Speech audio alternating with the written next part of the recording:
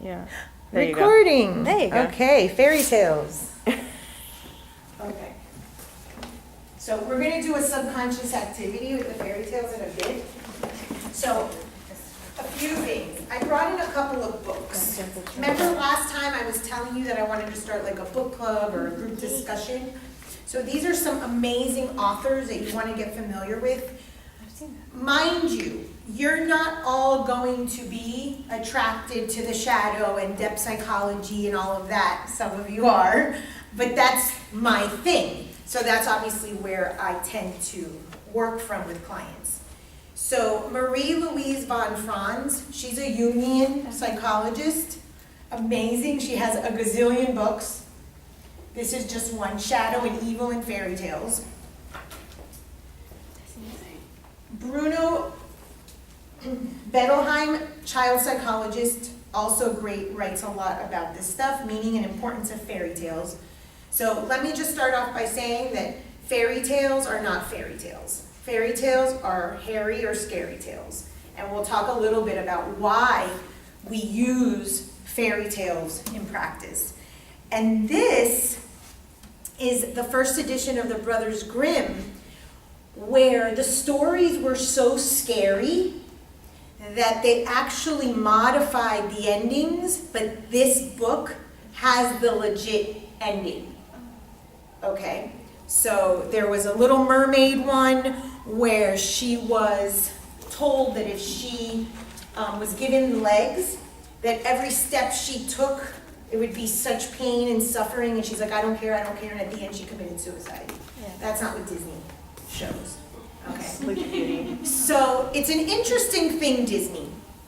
If you've ever listened to my podcast, it's actually my first episode of my podcast. I mentioned Disney. So I've told you guys that I, do intuitive work. And on my first day of recording my podcast, I go to my room to meditate, and when I say see, I'm talking about sensing Walt Disney. And I was really, really nervous.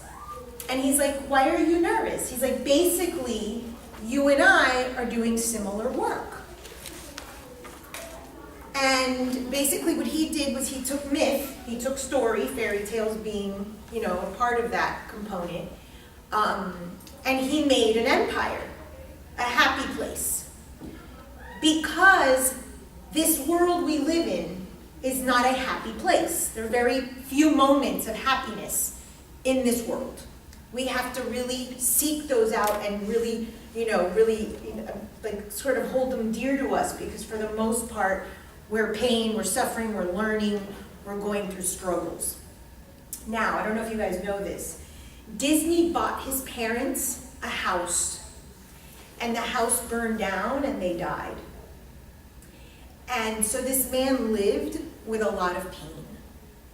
And one of the reasons why he wanted to make the world a better place or create a fantasy land like he did was to sort of escape that reality that he obviously, this is interpretation, but that he blames himself for basically killing his parents.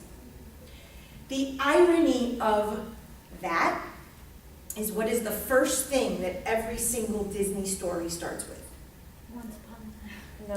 Once upon a time, but what is the first thing we learn about the characters? One left, one left. A parent died, a parent left, they're orphaned, there's a step-parent. Yeah. So it's ironic that this actually becomes this person's life. It's like that saying where art mirrors, is it art mirrors life? Mm-hmm. Right? Yeah.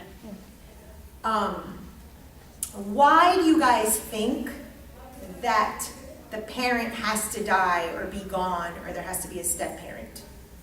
And poor step-parents have gotten a bad rap because of Disney, but there's a reason for that.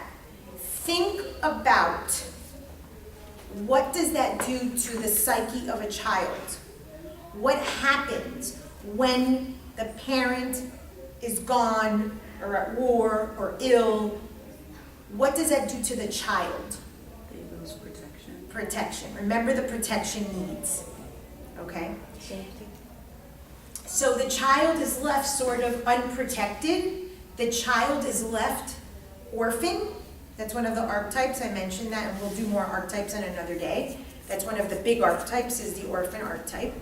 And there's an amazing fairy tale, scary tale, called The Little Match Girl. That's based on the orphan archetype, and it's so sad, but when I learned that story, I saw myself reflected in that. It was crazy. Match, like? The little match girl, like matches. Oh, match. Yeah. Match.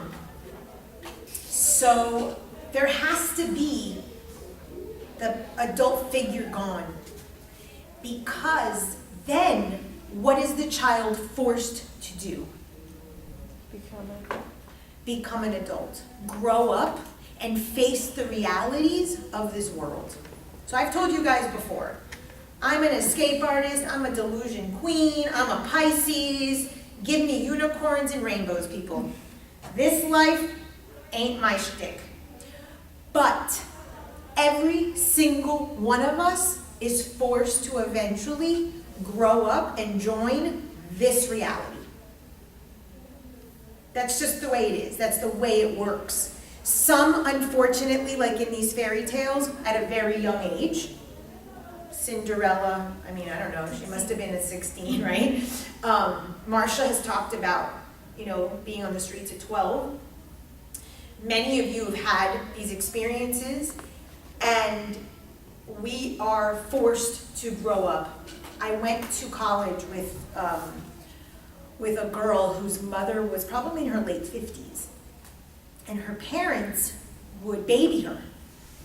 This woman couldn't hold a job. Back then, Expedia and all these websites didn't exist, so she was a travel agent, and she had a computer at home because the system was on this computer that you could do at home, and that was like her job, and she didn't date.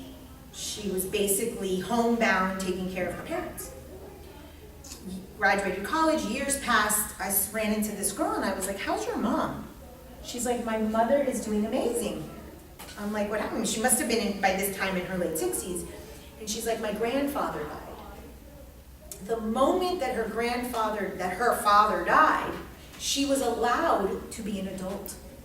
The father kept her in the role of child.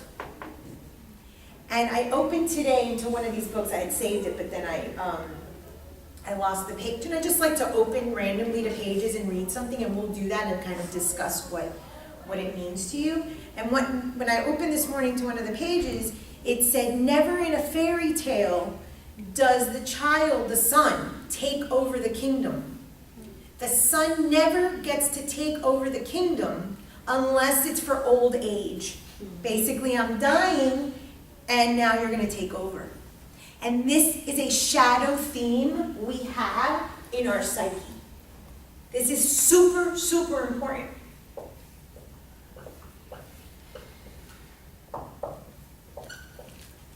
I call it dethroning. We don't dethrone our parents. That is why in these fairy tales, they have to die. They have to be gone. Remember when I taught you about the role in the family? If one of the parents is gone, just put it adult, then the child is allowed to take an adult spot in his own or her own family.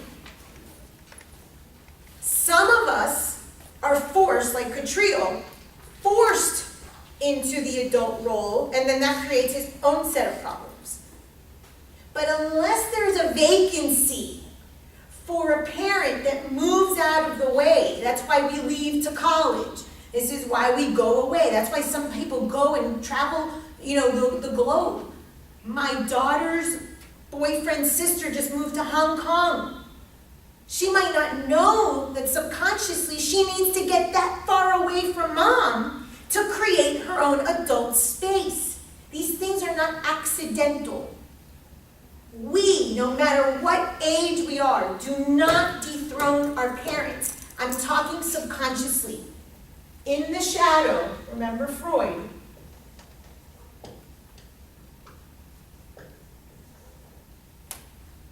Consciously we think we do, and what do we do consciously to dethrone our parents? Listen to them. No. Like What do we consciously- think we're doing? When consciously we dethrone our parents. If my mother is this, I am that. Oh, then the opposite. We do the opposite. That's what we think dethroning is, but it's not. It's absolutely not, because the opposite is the same. So we don't dethrone the parents. So every fairy tale starts off with a space so that the child can go into the world and discover themselves. This is the story of the prodigal son in the Bible. There's two brothers. One stays home, the other one leaves. When the other one that left comes home, father runs down the road and says, son, you've returned. And the one who stayed says, what the hell are you throwing him a party for? I've been the loyal one. He goes, because he left and he came back. In my particular model, in my particular belief system, this is what happens. I've told you that I have this mother, father, child triad, right? We incorporate mom, we incorporate dad, we incorporate ourselves, and then we finally come full circle, and it's the prodigal son. We don't have to technically come home, but we incorporate and accept that we are our mother, our father, and ourselves, which is them.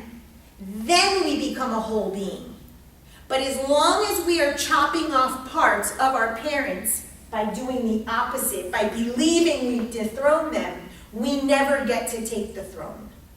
We have to actually integrate. Remember the Band-Aid? Awareness, integration, then you do something differently. Once you've accepted that you are your parents, that integration, then and only then can you do something new in your subconscious. And I'll get to that in a second. I'll use a really good example of one of my favorite authors. So there has to be a space for the children in these stories to go out into the world, suffer on their own, and make their own life. So they can become the king of their own kingdom.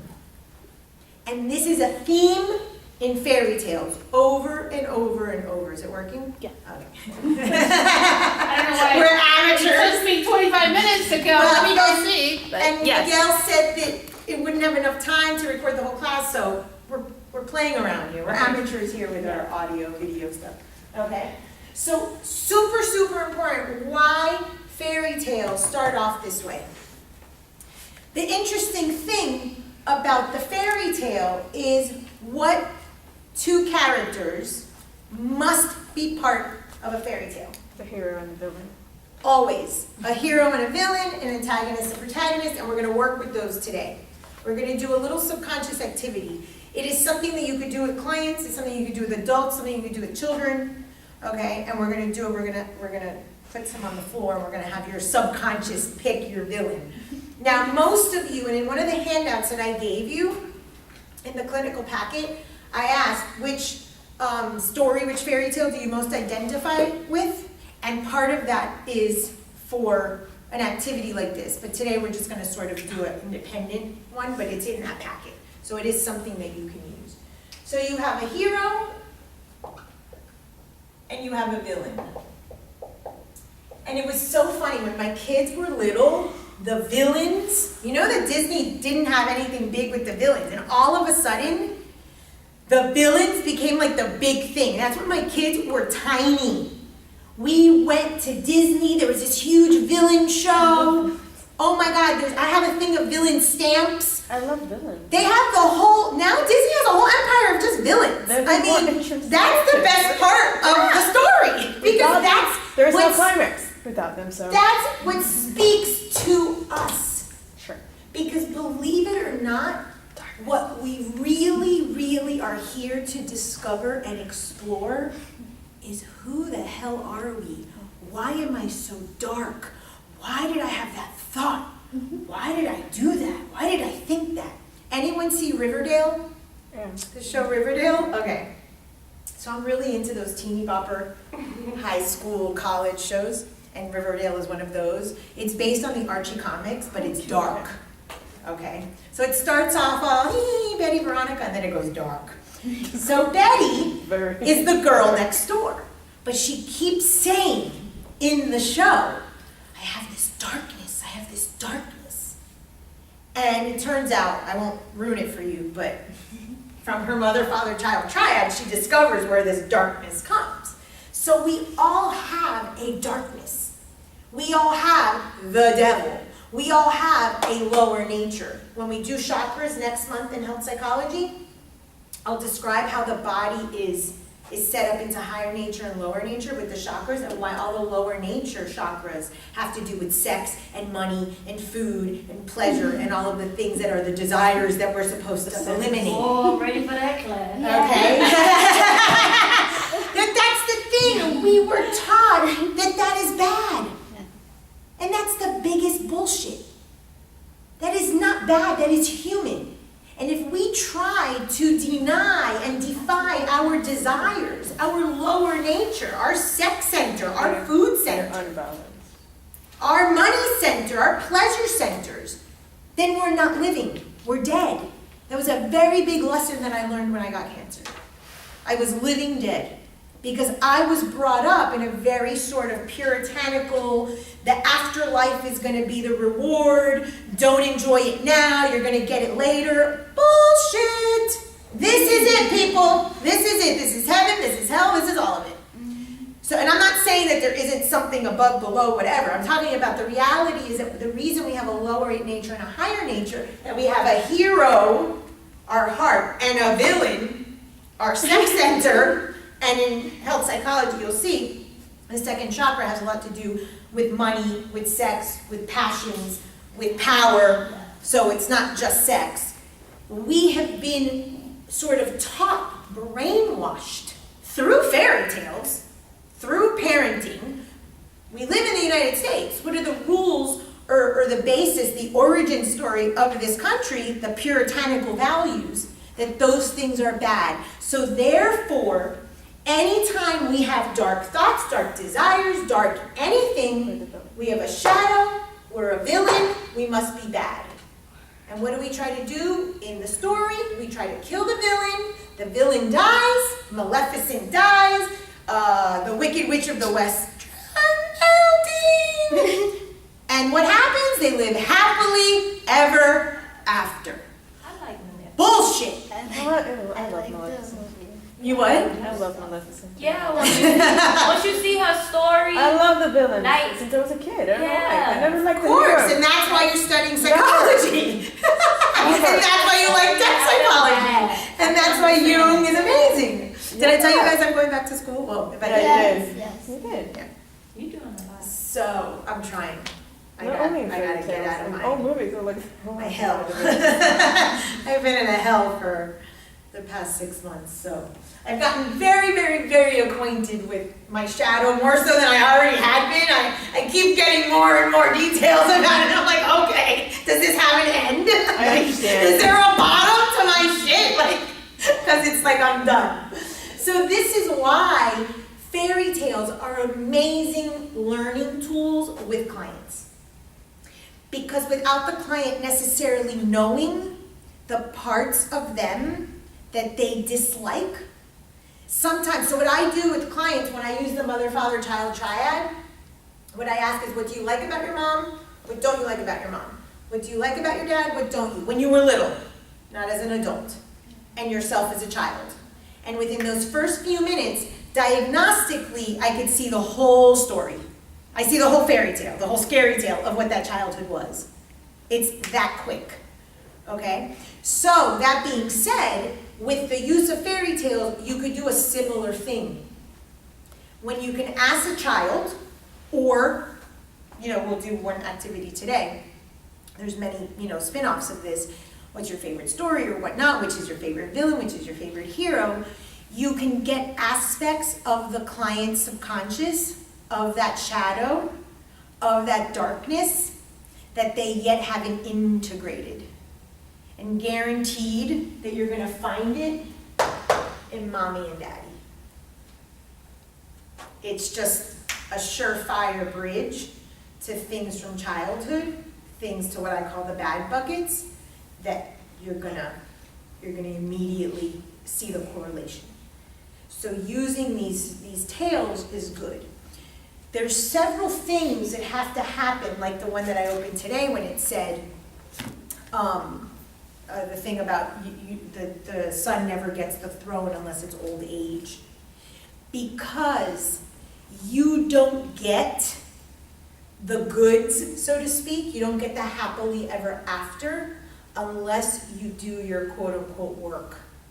Unless you go to the depths. The book that I'm putting out is called The 7 Gates.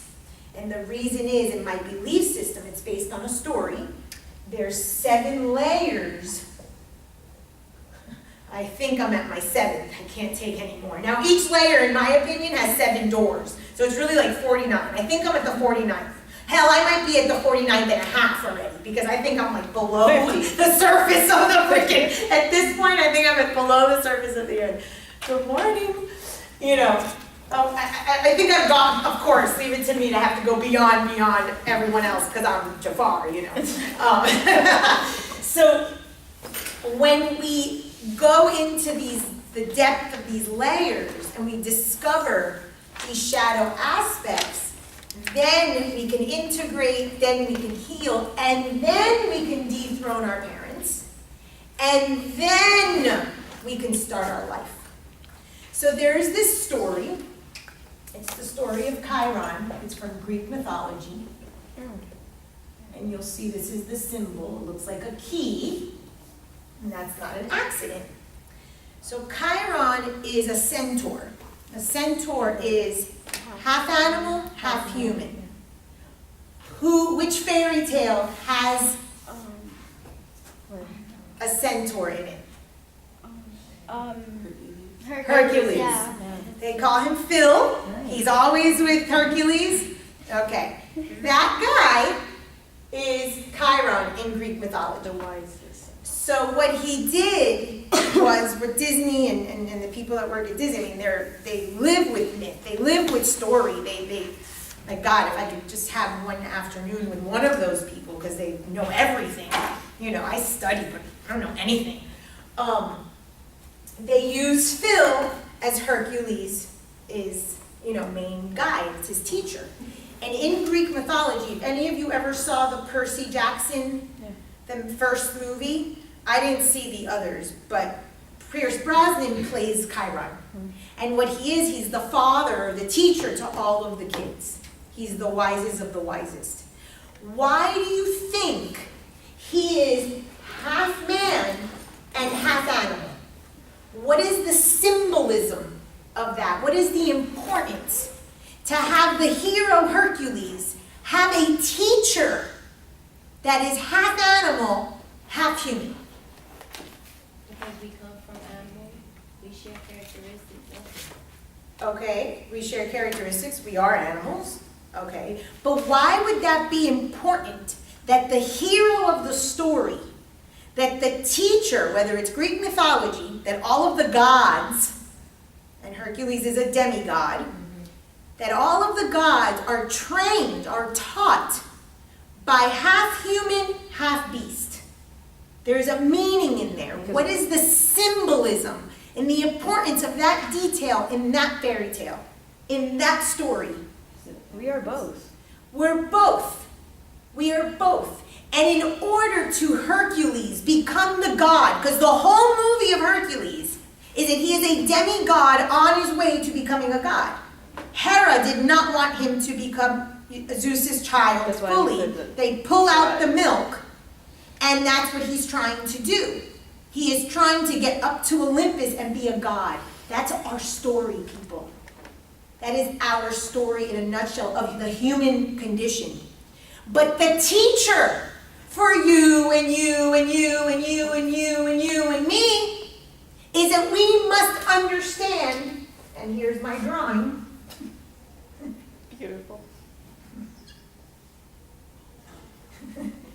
This is a horse. I don't know. Then we are animal. And we are human. We're godlike. And unless we integrate, this is why it's the integration of understanding that we are both pleasure-seeking, hedonistic pigs and godlike, service, compassionate, amazing angels. We don't win at the game of life. And therefore, the teacher of Hercules, you are Hercules, you are Hercules, you are Hercules, you are Hercules. The hero Hercules must have a teacher that is both. So if you don't have pleasure and you don't have pain, if you don't have animal, shadow, dark forces in you, devil, and you don't have godlike, service-oriented, compassionate qualities in you, then you cannot be on your way to fully becoming a human being, aka godlike. That is the importance of why Hercules has a beast and a human next to him as the teacher. And in Greek mythology, in those tales, he has, all of the gods' children, they're all gods, are taught by Chiron. We are taught by the game of life, by the bestiality of this world, by the cutthroat nature of this world, by the rudeness, by the thievery, by the backstabbing, by the bullshit. It's the only way we learn to become godlike. And godlike, I'm talking about compassionate. She did not want to come today. I did not want her sad alone. If you're going to be sad, you be sad with us. So I had to have one hell of a big beast shadow to get to that point. One hell of a Jafar to get to the itsy-bitsy tiny dot of Aladdin that I have. Because damn, my shadow is so freaking big. But that's the reason that these symbols are there. This is what we should be learning. True. This is the stuff we should be learning because then we would understand ourselves. Lucky you guys that have a desire to learn psychology to understand how all of this works. Now don't get me wrong. Just because you know it doesn't mean you're going to change anything. Look at me. I can spew it off. What the hell has changed, you know? But that's okay. We've got the awareness. Eventually, maybe, in the next 40 years, the integration will come. But hell, it sounds good. I can teach it. Okay? So this is why in Hercules, you have that. It's one of the reasons why in fairy tales, who is the animal in Cinderella? Cinderella. The little mice. The birds are helping her build the dress. Why is it an animal? Because it speaks to our beastly nature. It speaks to our animal nature. That's the shadow. That's the villain. That's why it's an animal. Or in Snow White, not only do the animals rescue her, but where does she show up? Where do they take her? To the dwarfs. Dwarfs deformed, dwarfs isolated. Dwarfs are not full people because you cannot. You are only half beast, half dwarf. The other half of you is God. So they had to be dwarfs. They couldn't be full people. Do you see the symbol? You see why these stories are our psyche? It's the nature of humanity. And then eventually, happily ever after. Prince comes and saves the day. Of course. And that screwed us all up. There's a wonderful, wonderful author. Her name is Carolyn Mace.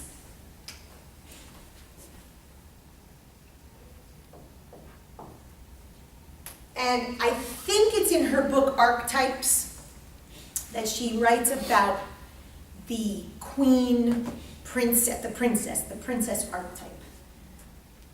Who was, now we're getting a revival with Meghan Markle. But prior to Meghan Markle, when she wrote this book, who was the quintessential princess that we all knew? Princess Diana. She died. When something happens at a global